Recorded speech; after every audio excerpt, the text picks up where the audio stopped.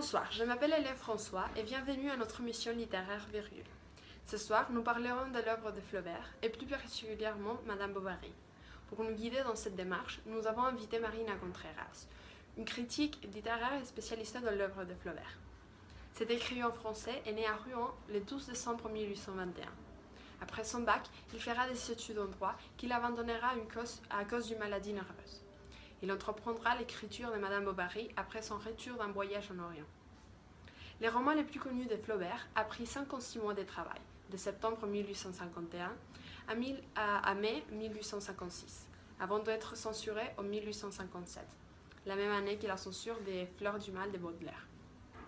Le personnage éponyme, une jeune femme de campagne, est la protagoniste. Elle grandit au couvent où elle lit des livres très romantiques. Alors, lorsqu'elle s'est mariée avec Charles, un homme qui vient de perdre sa première femme, elle est profondément déçue et prend des amants pour essayer de trouver cet amour. Flaubert commence l'écriture de son roman à peine 3 ans après l'instauration de la Seconde République. Peu de temps après qu'il a commencé à écrire, Louis-Napoléon Bonaparte établit les régimes autoritaires à travers les coups d'État de 1851. Cette turbulence, en plein milieu de la révolution industrielle, aboutit à une bourgeoisie affairiste et réactionnaire. Comment ces bouleversements affectent les artistes à l'époque, notamment les écrivains comme Flaubert? Toutes ces turbulences emmènent certains artistes à se défaire de l'idéalisme romantique, puisqu'ils sont complètement désillusionnés. À cette époque, les artistes sont profondément déçus et ont complètement perdu leur illusion artistique. Quelques décennies plus tôt, les romantiques avaient perdu leur rêve de gloire et de grandeur. Les réalistes, eux, au milieu du XIXe siècle, perdent plutôt l'illusion de fraternité et de liberté. Alors, ils veulent plus embellir la réalité comme les romantiques, mais la décrire telle qu'elle est. Et Flaubert, c'est bien un des premiers noms qui viennent à l'esprit lorsqu'on pense au réalisme. Mais il a été romantique avant de devenir réaliste. Il a même publié des textes lorsqu'il était toujours un romantique passionné. Qu'est-ce qui a causé ces changements tellement radicaux vers le réalisme? Après avoir terminé La Tentation de Saint-Antoine, un texte décrit comme la somptueuse évocation de toutes les hérésies, il la soumet à appréciation à ses amis Louis Bouilhet et Maxime Ducamp. Ces derniers lui disent alors qu'il devrait abandonner le lyrisme pour plutôt se concentrer sur une histoire triviale. Ils veulent en fait lui faire écrire un roman réaliste. Alors, supposément, il lui aurait présenté un fait divers normand pour qu'il s'en inspire. Ce dernier traitait du suicide de Delphine de la Mare, la femme d'un officier de santé avec qui elle aurait eu une fille. Elle se serait enlevé la vie après avoir ruiné et trompé son mari. Donc, en fait, il voulait lui donner un sujet où le lyrisme serait tellement ridicule qu'il serait forcé à l'abandonner.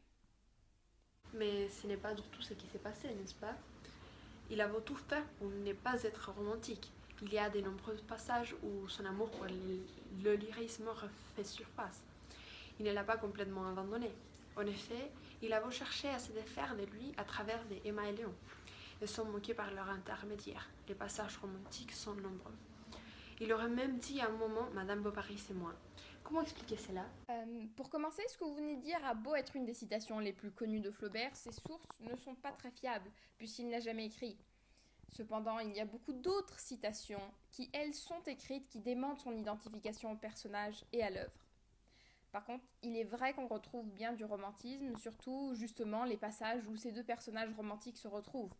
On peut prendre comme exemple lorsqu'ils se retrouvent à Rouen, après 3 ans sans cette vue, Emma reste seule, supposément pour voir une pièce de théâtre dont elle aurait manqué la fin le jour précédent avec Charles.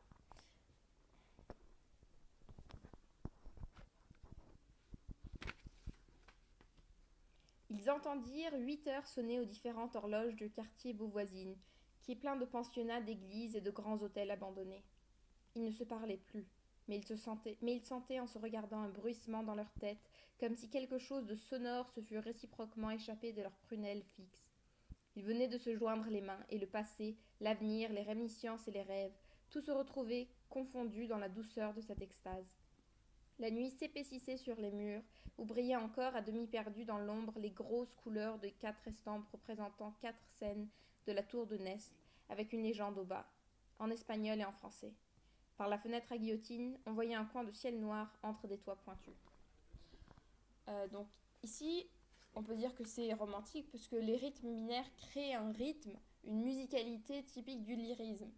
Et après, les métaphores donnent l'impression qu'ils sont dans un rêve.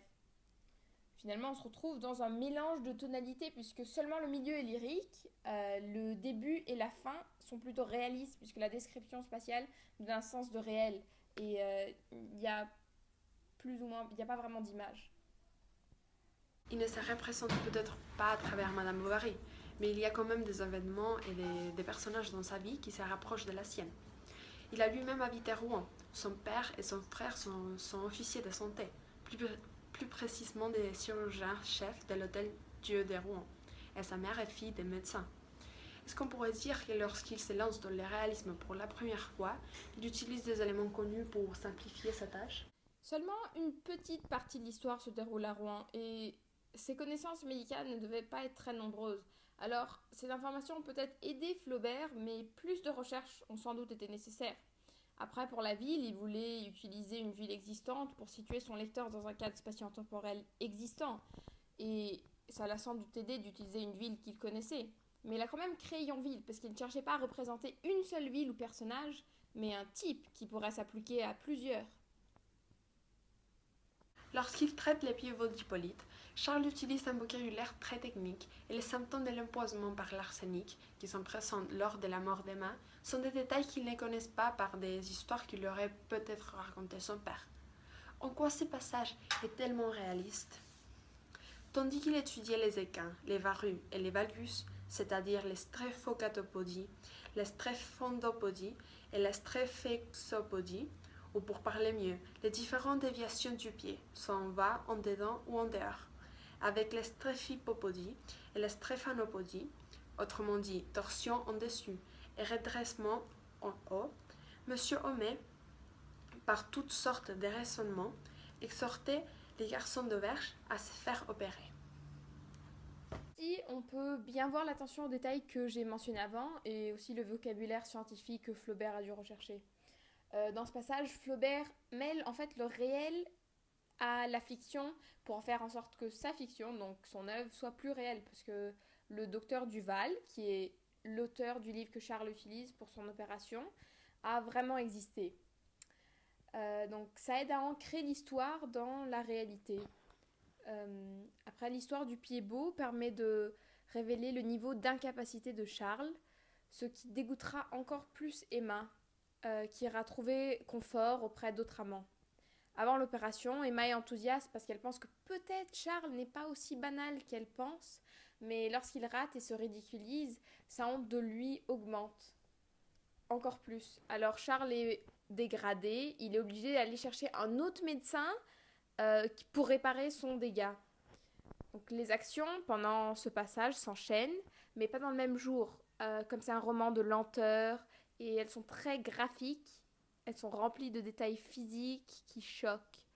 Mais même s'il le dégrade, Flaubert ne juge pas Charles. Il n'arrive pas à s'opposer complètement au romantisme, puisqu'il l'incorpore à son œuvre. Mais y a-t-il quelque chose d'autre cependant où il arrive à s'opposer à notre type de roman, par exemple? Flaubert avait absolument horreur du roman feuilleton. Ces romans où les péripéties s'enchaînent les unes après les autres. C'est typiquement réaliste puisqu'il voulait faire un roman sur rien. Il voulait décrire les choses exactement comme elles se passeraient dans la vie quotidienne et dans cette réalité. Il n'arrive pas toujours quelque chose, contrairement à des romans comme Les Trois Mousquetaires.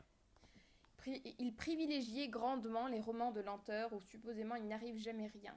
Son œuvre est donc en quelque sorte un anti-feuilleton. Flaubert refuse toute appartenance au mouvement réaliste. C'est donc en aide du réalisme qu'il commence ses romans. Néanmoins, il n'aime pas la fausse réalité qui l'éverne à son époque. Il devient donc difficile à décrire la réalité objectivement, sans écrire un texte possédant des caractéristiques réalistes. En quoi peut-on voir ces côtés réalistes? Les textes réalistes comportent généralement un cadre spatio-temporel très précis. Dans Madame Bovary, on situe bien l'histoire pendant la Deuxième République et à Yonville, une ville inventée qui est quand même à côté d'un lieu réel, Rouen. Ensuite, aucun personnage n'est entièrement bon ou mauvais. Personne n'est noir ou blanc et sont plutôt des nuances de gris. On peut prendre comme exemple Charles, qui n'est pas méchant, mais qui n'a aucune ambition, objectif ou originalité. Alors donc pour Emma, il est pas bon non plus. Euh, Puis on retrouve le choix non romantique de la classe sociale du sujet. Donc, la classe typique serait plutôt le monde ouvrier, mais la petite bourgeoisie de province n'est pas haut dans les rangs non plus des romantiques. Le thème de l'argent est aussi présent, puisque c'est finalement à cause de ça que se suicide Emma. Et finalement, les auteurs réalistes font toujours attendre l'action. Donc on peut imaginer que c'est pourquoi l'action se déroule sur plusieurs années dans Madame Bovary. Ses romans réalistes étaient son premier, précédé seulement par des textes romantiques. Cependant, malgré son lyrisme inné, il continuera ses travaux réalistes, écrivant ensuite Salammbô en 1862, L'éducation sentimentale en 1869 et Les Trois Contes en 1877. Il mourra après, en 1880, à 58 ans, d'une hémorragie cérébrale, après avoir été épuisé à cause de sa maladie nerveuse. Son dernier roman, Bouvert et Pécuchet, sera publié après sa mort. Cette émission tire maintenant à la fin. Je voudrais remercier Mademoiselle Contreras d'être venue et j'invite nos téléspectateurs à revenir la semaine prochaine pour notre prochain épisode sur Zola et le naturalisme. Donc, il est vrai qu'on retrouve bien du